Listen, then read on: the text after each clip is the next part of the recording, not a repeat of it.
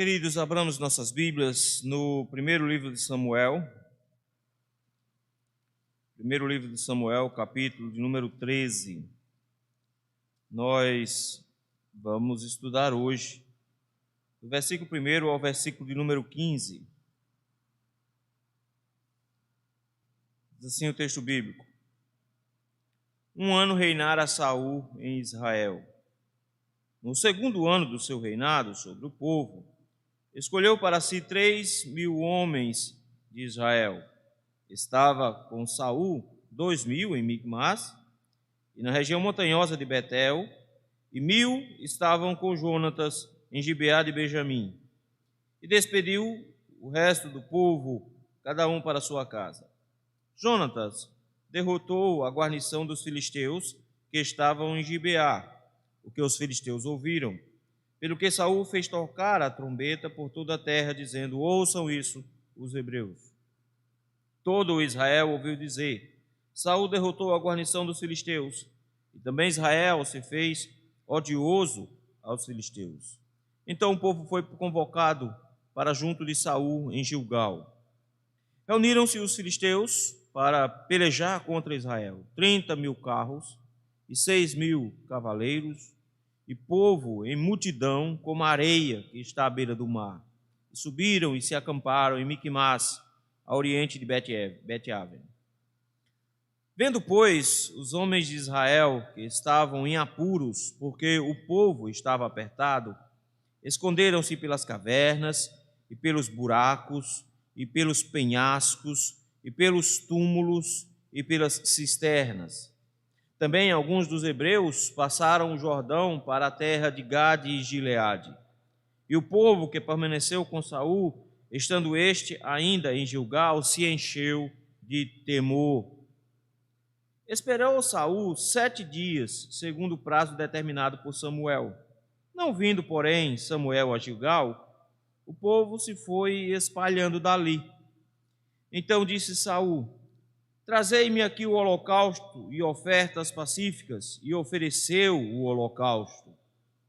Mal acabara ele de oferecer o holocausto, eis que chega Samuel. Saul lhe saiu ao encontro para o saudar. Samuel perguntou: Que fizeste? Respondeu Saul: Vendo que o povo se ia espalhando daqui, e que tu não vinhas nos dias aprazados, e que os filisteus já se tinham ajuntado em Micmas, eu disse comigo: agora descerão os filisteus contra mim a Gilgal, e ainda não obtive a benevolência do Senhor. E forçado pelas circunstâncias, ofereci holocaustos. Então disse Samuel a Saul: procedeste neciamente em não guardar o mandamento que o Senhor teu Deus te ordenou. Pois teria agora o Senhor confirmado o teu reino sobre Israel para sempre. Já agora não subsistirá o teu reino. O Senhor buscou para si um homem que lhe agrada, e já lhe ordenou que seja príncipe sobre o seu povo, porquanto não guardaste o que o Senhor te ordenou. Então se levantou Samuel e subiu de Gilgal a Gibeá de Benjamim. Logo, Saul contou o povo que se achava com ele, cerca de 600 homens. Vamos orar? Senhor, Deus Santo, bendito, eterno, Pai Todo-Poderoso, graças te rendemos, meu Deus, por este momento que o Senhor nos concede. Te louvamos, meu Pai, porque tu tens sido bondoso para conosco. Te agradecemos pela oportunidade que o Senhor nos dá de pararmos as nossas atividades num dia e podermos ter tempo suficiente para buscar a Tua presença. Não permita, Senhor, que em nosso coração pequemos contra o Senhor, abandonando o Senhor no dia do Senhor.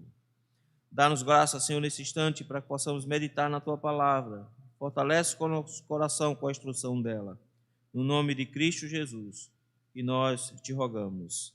Amém. Salmo 75, que nós lemos, diz: Ele quebranta o orgulho dos príncipes. Queridos, manter em nosso coração o orgulho é algo terrível, porque nos faz tentar justificar os nossos erros ao invés de confessá-los. nos faz tentar explicar os nossos erros ao invés de corrigi-los. E nessa perspectiva orgulhosa da forma como nós tratamos os nossos pecados, nos faz olhar para as circunstâncias e encontrar justificativas para o nosso pecado. A gente faz isso o tempo inteiro. A gente procura justificar até erros bobos. A gente pisa no pé de uma pessoa e ao invés de a gente dizer, cara, me perdoe, cara, me desculpe, eu não vi. Esse eu não vi no final estragou tudo. Porque se eu não vi no final, está dizendo eu não tenho culpa. Eu não tenho culpa, eu não vi. Então veja, nós tentamos, ao invés de pedir perdão, nós tentamos muitas vezes nos justificar. E esse é o grande mal do orgulho. Quando nós achamos que as circunstâncias justificam os nossos erros, nós nos esquecemos que o pecado não está na situação, o pecado está na forma como nós reagimos à situação. Foi o que aconteceu aqui com Saul. A história de Saul, meus irmãos, começa até bonita. Nós vimos como o Senhor escolheu Saul e parece que vai dar tudo certo, porque pela providência de Deus, Deus conduziu todos os eventos. Saul perdendo as jumentas, indo procurar, indo parar na cidade onde está Samuel, Samuel encontrando com Saul, parece que vai dar tudo certo. Samuel gosta de Saul logo de cara, a gente vê Samuel ungindo Saul, instruindo Saul, conduzindo toda a eleição de Saul. O Senhor mostrou o que queria Saul por meio de uma escolha por sorte. Saul foi confirmado numa batalha logo em seguida, vencendo essa batalha e conseguindo juntar num único evento 300 mil homens para uma batalha. Saul tem tudo para dar certo. Além de ser alto, bonito e rico. A gente não pode esquecer esse detalhe. Então, tem tudo para dar certo. Mas, infelizmente, o reino de Saul está desqualificado justamente por quem Saul é, e não pelas situações ao redor. Então vejam, ele mal começou a reinar sobre Israel. No capítulo número 12, ele foi finalmente coroado. Lembram que tivemos vários eventos para isso. Nesse último evento, Samuel entrega o poder político completamente a Saul. Ele agora é o rei de Israel. Capítulo 13 começa dizendo, terminou-se um ano, passou-se um ano, iniciou-se o segundo ano. E no segundo ano nós já vemos um problema acontecendo. No segundo ano de governo de Saul, nós já vemos aqui acontecendo um problema. É que o problema maior de Saul é o seu coração. Ele tem dificuldades com o seu coração. E a sua maneira de lidar com os problemas não é uma maneira de fidelidade ao Senhor, é uma maneira de sobrevivência política. Quando se tenta viver no modo sobrevivência política, a crença no Senhor, a confiança no Senhor e a forma como nós lidamos com os mandamentos do Senhor são colocados em segundo plano. E é isso que acontece aqui. A gente costuma pensar em Saul como sendo um rapazote quando foi escolhido o rei.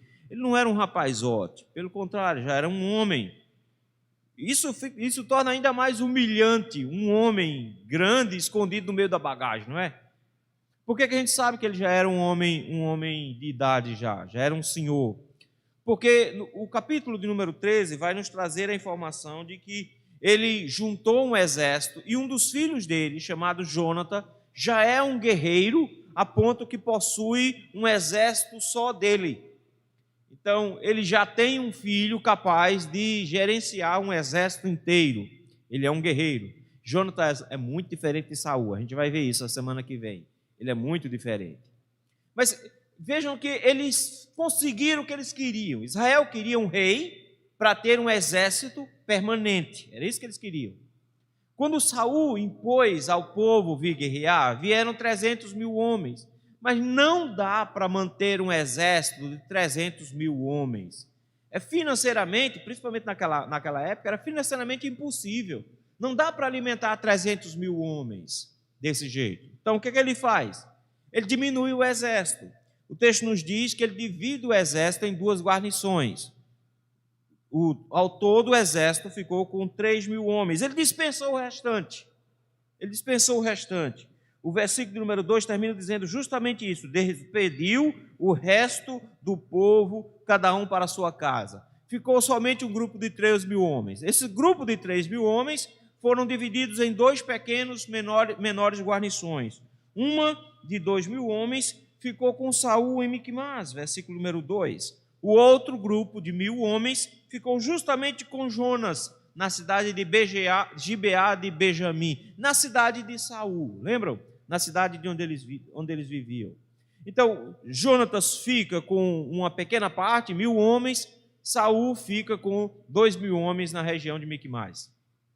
E é interessante isso aqui, queridos, porque essa redução do exército era de se esperar. A divisão não tanto, mas a redução era de se esperar. E o que é que Saul está fazendo 2 anos do governo? Nada, ele não fez nada ainda. A única coisa que ele fez até agora foi montar um pequeno exército de 3.000 homens. Nós vamos descobrir a semana que vem que nem armamento eles conseguiram ainda. Já são 2 anos, e quando a gente vai olhar o exército, nenhuma espada. Sabe quem tinha espada nesse exército? Saul e Jonatas. Então nós temos 2 espadas para 3.000 homens. Ninguém tinha nem espada. Era um exército completamente despreparado. Mas você vai descobrir uma coisa interessante.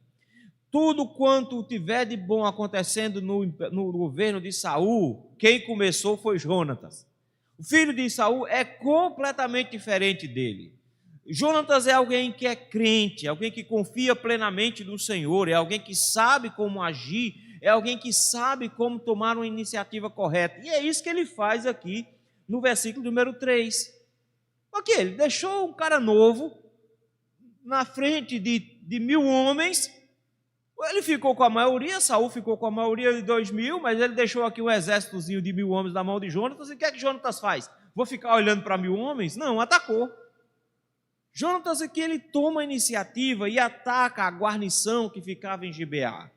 Havia um grupo de filisteus, um pequeno exército de filisteus na cidade de Gibeá, e Jonatas simplesmente ataca esse grupo. E é interessante, porque ele ganhou a guerra. Ele ganhou essa primeira batalha.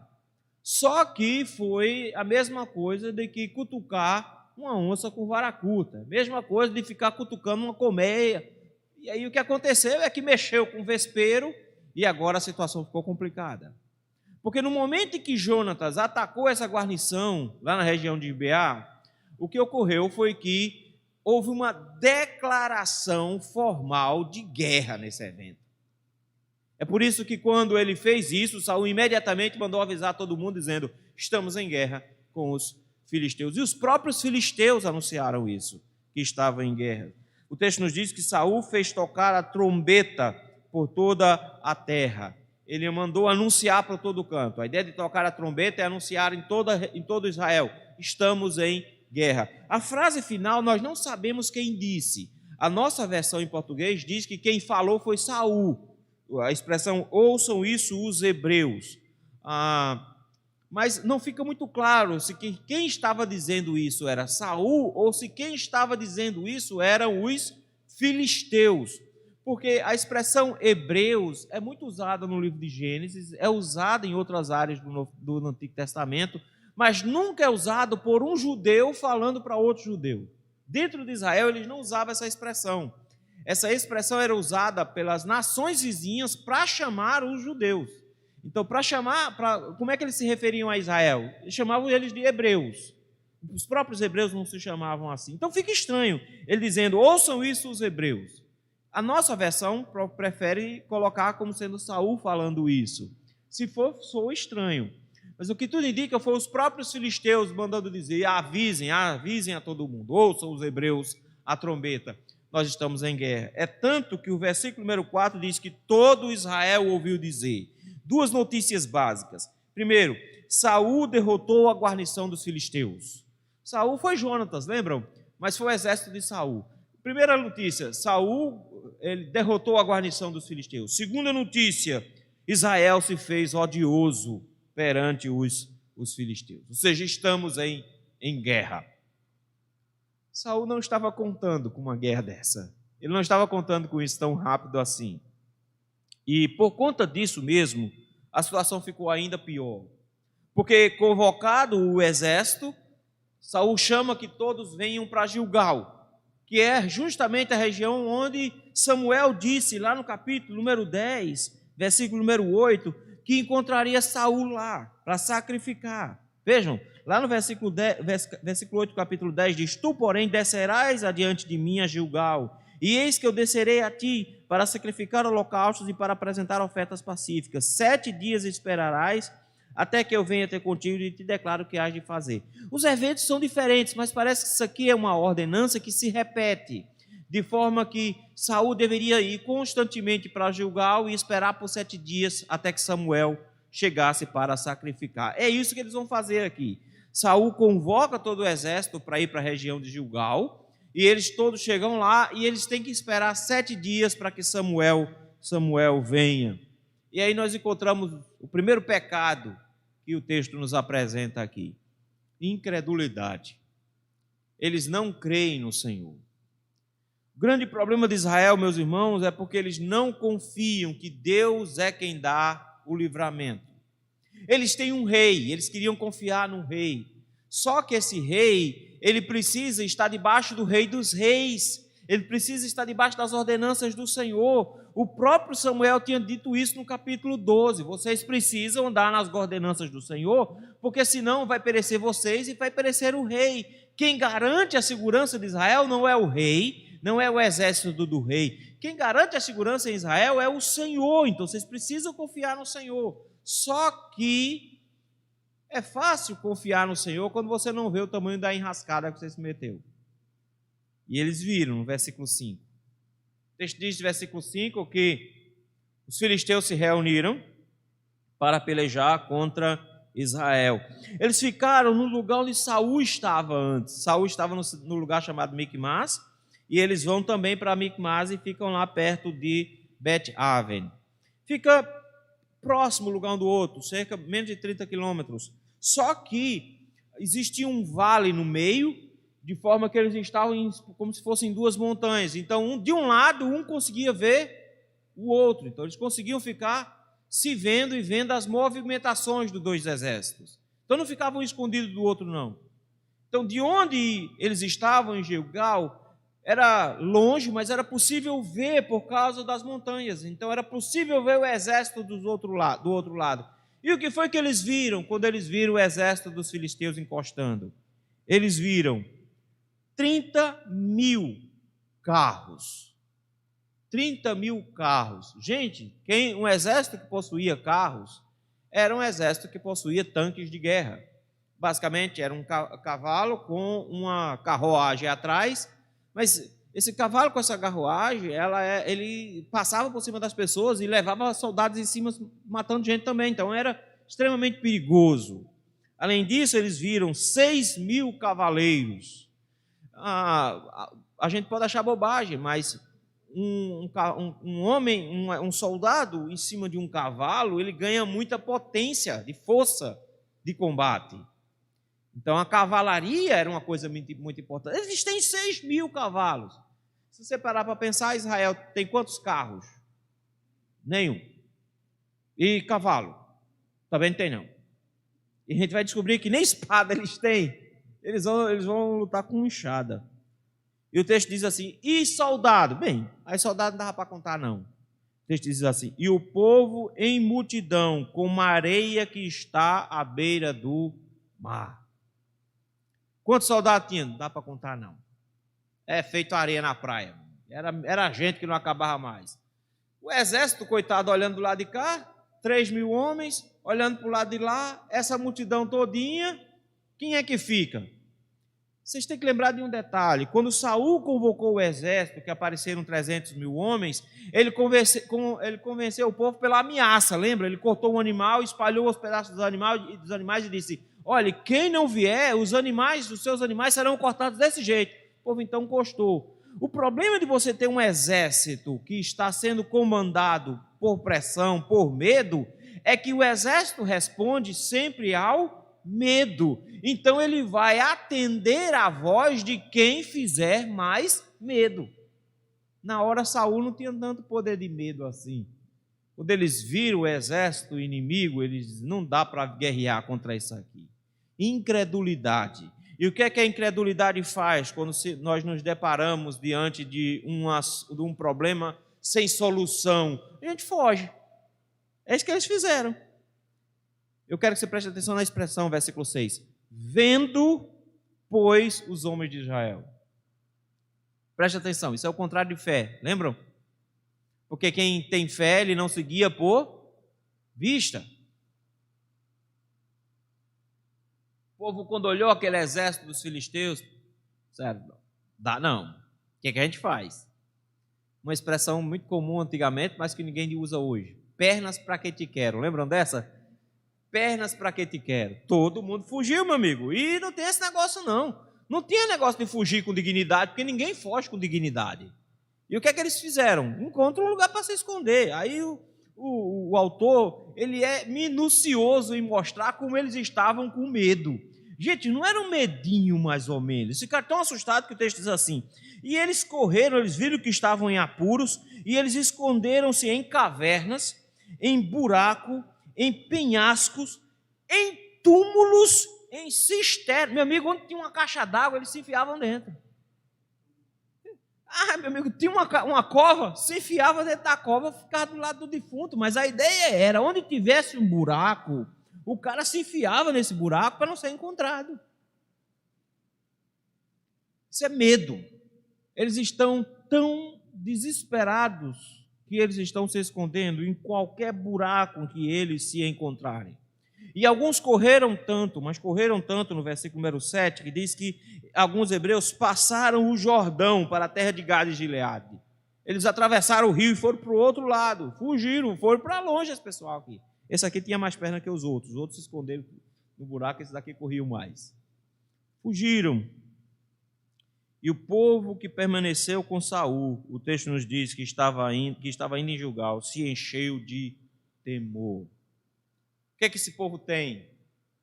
Falta de fé, incredulidade. A incredulidade foi a base que os levou a escolher um rei. Eles queriam um rei, um exército, que pudesse dar sensação de combate, sensação de força, que pudesse levar de igual para igual a exércitos. É fácil enfrentar os filisteus com 300 mil homens. Era fácil. Todo mundo é brabo quando está na galera. É desse jeito aqui. Mas o negócio é enfrentar um exército de filisteus com 300 mil homens. Outra coisa é enfrentar homens feito areia do mar com 3 mil. Interessante. Por que Deus permitiu isso? Porque eles deveriam manifestar nesse momento aquilo que segurava Israel, fé. Era para eles terem crido que Deus é quem dá a vitória, não o exército. Não o exército. Mais tarde Deus vai chegar para Davi e dizer: nunca conte quantos homens de batalha você tem. Para que você não tenha noção de qual é o tamanho do seu exército. E aí você não se confie no tamanho do seu exército. Porque quem vence batalhas em Israel não é o seu exército, é o Senhor. Eles não acreditaram nisso. Eles fugiram. Agora Saul está numa enrascada. Você tem um exército imenso do outro lado, pronto para atacar. Ele tinha 3 mil homens com ele. Tinha 3 mil homens. O pessoal já fugiu quando viu o exército inimigo. Se mandou. O grupinho que estava lá com ele, esse grupo estava morrendo de medo, assustado, com temor. Saul pensa nos mesmos moldes dos filhos de Eli, lá atrás, lembram? Quando eles enfrentaram os filisteus que perderam, eles disseram: nós precisamos arrastar Deus para a batalha. Como é que a gente arrasta Deus para a batalha? A gente obriga Deus de alguma maneira a guerrear por nós. Lá era: vamos levar a arca. Aqui é: eu preciso da bênção de Deus para guerrear. Versículo número 8. Esperou Saul 7 dias, segundo o prazo determinado por Samuel. 7 dias olhando o exército inimigo. E o povo está fazendo o quê? Fugiu um, fugiu outro, fugiu outro. Quem ficou morrendo de medo, mas já planejando para que lado vai fugir? Todo mundo se espalhando. Passou 1 dia, 2, 3, 4, 5 dias e o povo se mandando. Chegou o 7º dia e Samuel, chegou ainda não. 7 dias e Samuel não encostou ainda, não chegou ainda. O que deveria se fazer quando você tem uma situação como essa? Qual deveria ser a atitude? O que você faria quando você está diante de um exército invencível, com um grupo de soldados com medo, já desfalcado, porque a maioria fugiu, e Samuel não chegou ainda? O que é que você faria? Tem que resolver alguma coisa, não é? É por isso que o texto diz: e o povo foi se espalhando, versículo número 8. E aí nós vamos ver um segundo pecado de Saul, de Israel aqui. Eles não têm nem um pouco de paciência, porque eles não conseguem confiar em Deus. E quando você não consegue confiar em Deus, você se torna impaciente. E como Samuel não chegava, o que é que Saul fez? Vou trazer Deus para a guerra agora. É o jeito. Tenho paciência, mas não. 7 dias e Samuel não chegou? O que é que a gente faz? Tragam aqui, versículo de número 9, trazei aqui o holocausto e ofertas pacíficas. E o texto faz assim: e ofereceu o holocausto. Saul chega e diz: eu não tenho mais paciência de esperar Samuel.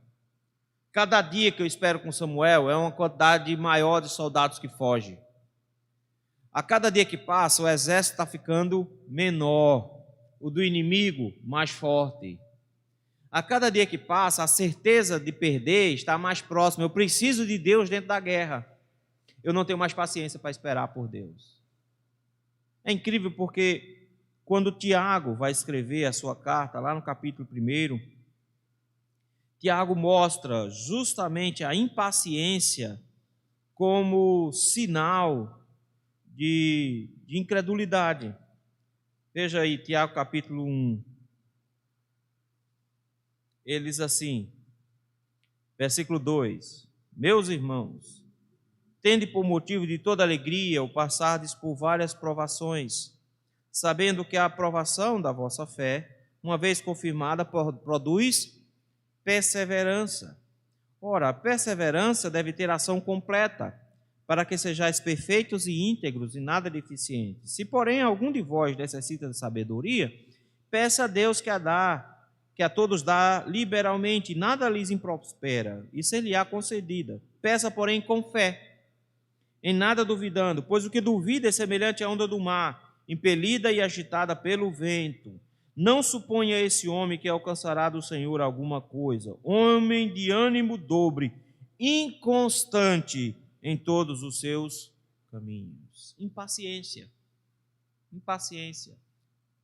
Eles não conseguem ser perseverante, não conseguem se segurar. Falta fé.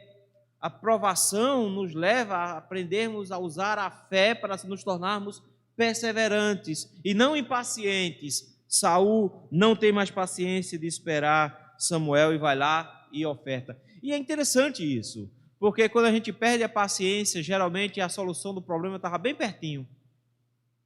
Era o 7º dia. Ele podia ter feito sacrifício no 8º. Bom, foi 7 dias. Samuel não veio, o que a gente faz?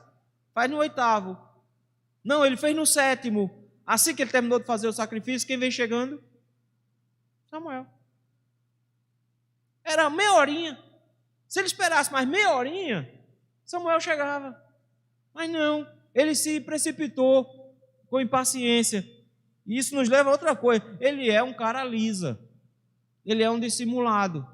Quando ele viu Samuel, versículo 10, acabou de de oferecer o holocausto, chega Samuel, Saul vai ao encontro para o saudar. O que é que Saul vai fazer? Como se nada tivesse acontecido. Chega lá na cara lisa e diz: ô Samuel, seja bem-vindo, que coisa boa você aqui com a gente. Ele acabou de oferecer o sacrifício que ele não podia. Só o sacerdote podia fazer isso. Samuel fazia porque Samuel tinha 3 ofícios: profeta, sacerdote e rei. Saul não. Os ofícios foram separados aqui. E foram separados, então Saul agora é rei, não é sacerdote. Ele não pode oferecer sacrifício. E ele vai de forma dissimulada, encosta em Samuel e diz: ei Samuel, tudo bom? Samuel de cara olha para ele e diz: o que foi que você fez, cara? O que foi que você fez? Que loucura foi essa? Respostas de Saul de forma dissimulada. Eu quero que você note que isso aqui é a justificativa, a desculpa para o pecado. Eles já foram incrédulos, eles já foram impacientes. A próxima tentativa dele é de ser dissimulado, justificando o pecado. Eu quero que você note a palavra do versículo 11 que diz assim: respondeu Saul, vendo, notou? De novo, lá em cima no versículo 6 diz: vendo os homens de Israel, o exército dos filisteus, e que estavam em apuros, Samuel agora chega para Samuel e diz: vendo, de novo, um ato de incredulidade.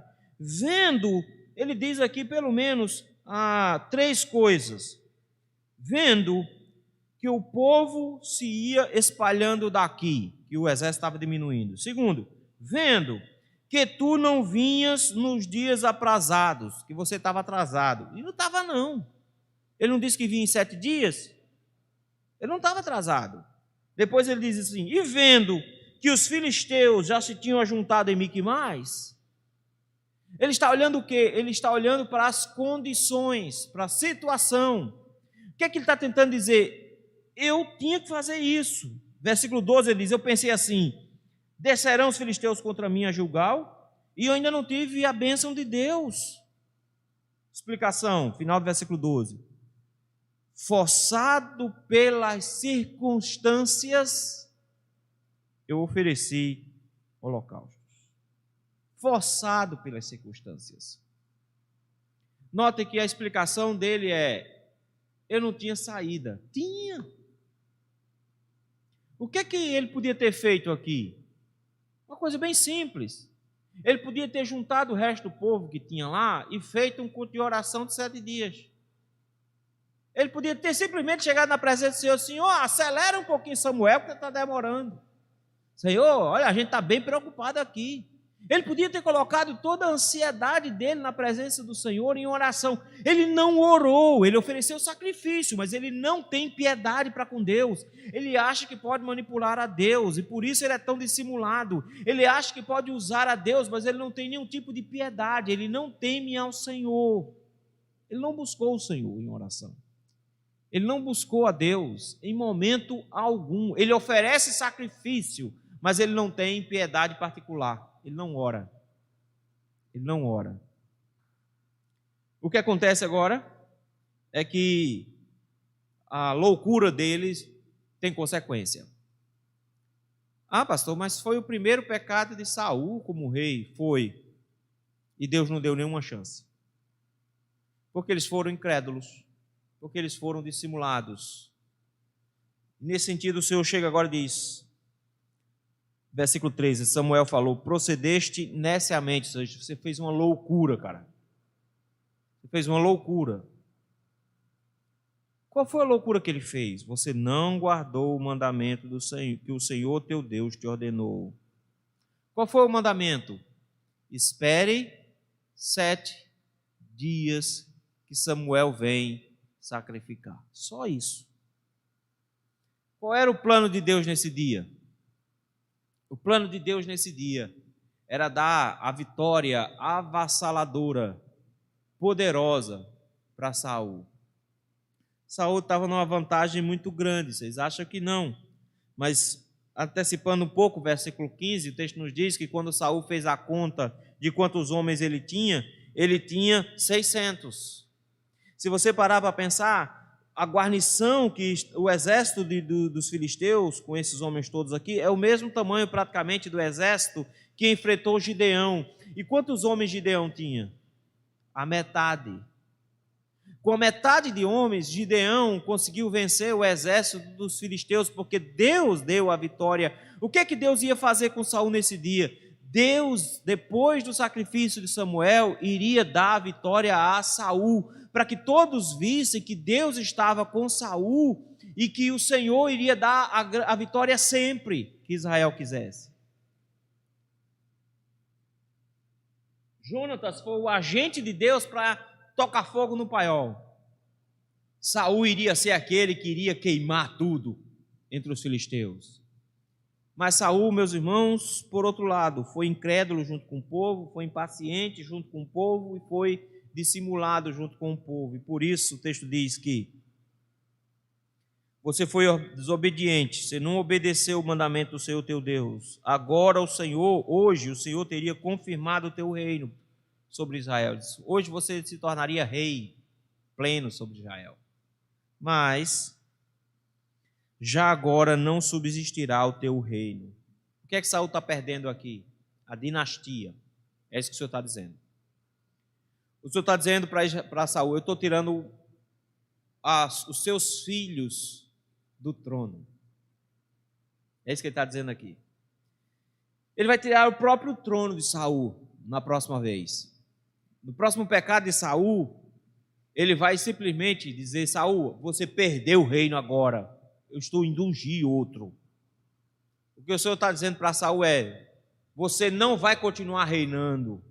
Porque se você tivesse me esperado mais alguns minutos hoje para o sacrifício, tivesse confiado em mim, se você não tivesse sido impaciente, o que teria acontecido hoje era que eu teria confirmado o seu reino, e seu filho seria rei, seu neto seria rei, sua família seria uma família de reis perpetuamente, o texto diz para sempre. Mas como você não fez o que eu mandei hoje, eu estou tirando, e aqui é muito duro, meus irmãos, olha, diz assim, o texto assim, o Senhor, versículo 14, o Senhor buscou para si um homem que lhe agrada. O Senhor hoje está escolhendo um novo rei para te substituir, Saul. E um rei que ele goste. E sabe o que é mais terrível? É o finalzinho da expressão, ele diz assim, e o Senhor está buscando para si um homem que lhe agrada e já lhe ordenou que seja príncipe sobre o seu povo, porquanto não guardaste o que o Senhor te ordenou. Ele diz, o Senhor já deu uma ordem. Essa pessoa já foi ordenada para se tornar o rei de Israel. Já foi ordenada. Esquece, Saul. Você será o último rei da sua família. O primeiro e o último rei da sua família. Você não terá filhos lá. O Senhor acabou de escolher um substituto para você.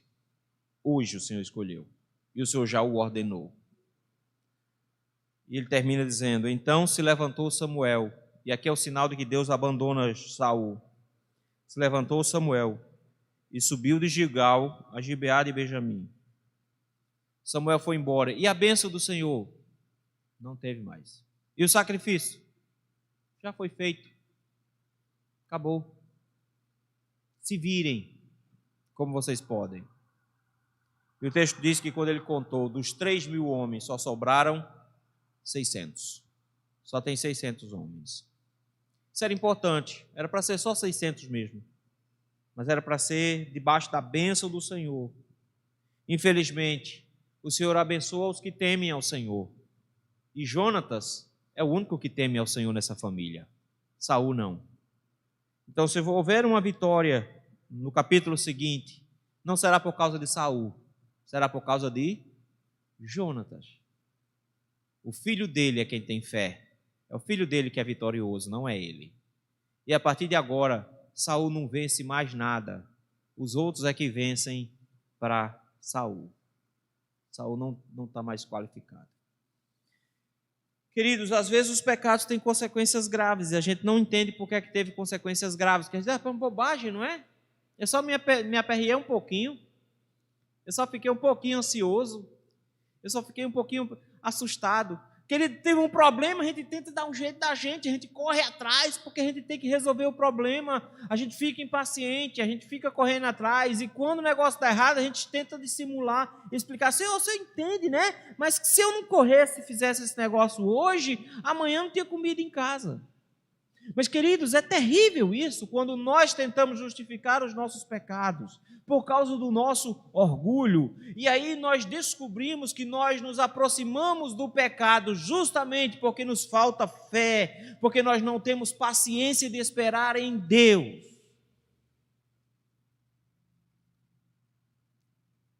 Se te faltar comida em casa, você vai roubar? Você acha que rouba? Se te faltar comida? Se o seu patrão ameaçar te botar para fora do emprego, se você não fizer uma falcatrua, você faz a falcatrua? Porque você tem medo de perder o emprego? Se sua mulher adoecer e ficar em cima de uma cama, você vai arranjar uma prostituta porque você não pode ter relações com ela? E vai se explicar dizendo: Senhor, eu estava muito carente. Como é que nós reagimos no nosso dia a dia, meu irmão? Nós muitas vezes somos impacientes e tentamos resolver as coisas do nosso jeito por causa da nossa incredulidade. Eu brinco com os seminaristas desse jeito, eu digo: olha, Deus nunca dá na hora que a gente quer, mas Ele garante que vai dar. Agora, geralmente, faltando 5 para meia-noite é que chega. Quando chega, começa o 4º ano, tem uma pessoinha aqui que já está começando a sentir o gosto do 4º ano. Quando começa o 4º ano, começou o semestre, a pergunta já é: para onde eu vou ano que vem? Eu preciso de uma igreja. Aí fica naquela agonia o ano todinho.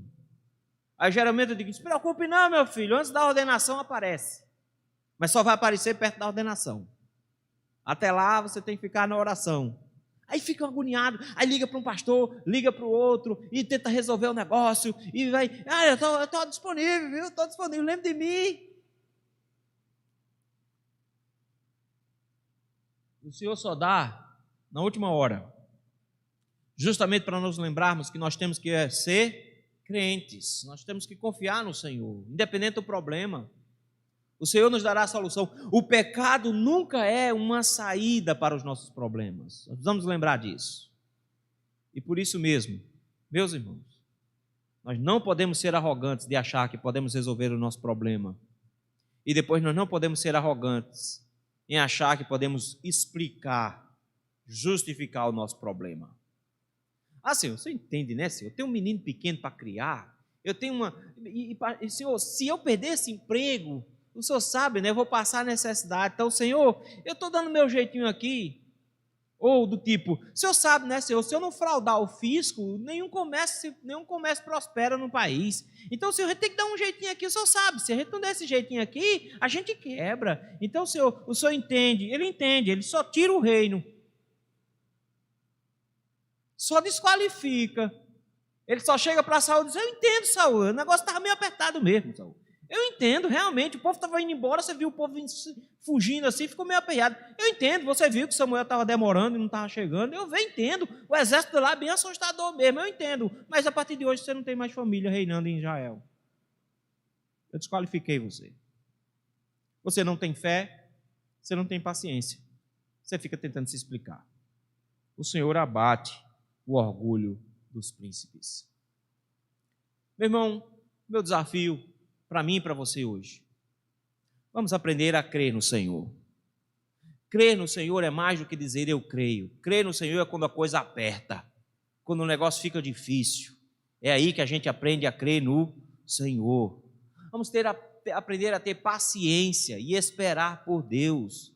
Ele sempre virá em nosso socorro. Nem sempre Ele virá do jeito que a gente espera, nem sempre Ele virá do jeito que a gente quer, mas Ele sempre disse que estaria do nosso lado. Então vamos ter paciência, vamos esperar no Senhor e vamos parar de tentar justificar os nossos pecados diante do Senhor e aprender a pedir perdão por quando a gente fizer a besteira.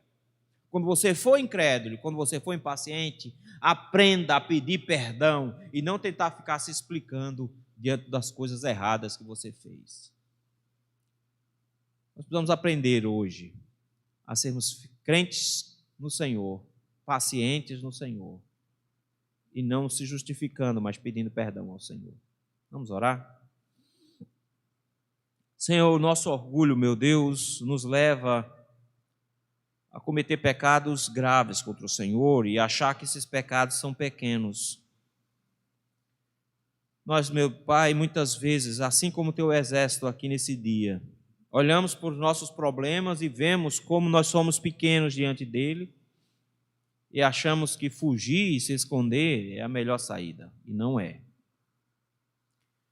Nós não precisamos fingir que o problema é pequeno. Nós só precisamos crer que o nosso Deus é grande. Por isso, meu Deus, nos ajuda.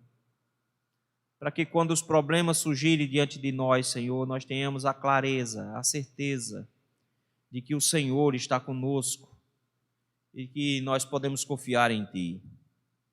Não permita, Senhor, que a angústia, a agonia, o desespero nos faça pecar contra o Senhor, mas nos faz esperar confiantemente pelo Senhor. Nos faz esperar que o Senhor vai conduzir toda a situação. Não permita, Senhor, que sejamos dissimulados a ponto de achar que podemos explicar a situação para o Senhor quando fomos desobedientes, incrédulos e impacientes ao Senhor. Dá-nos um coração que esteja realmente disposto a dizer pequei e não ficar se justificando.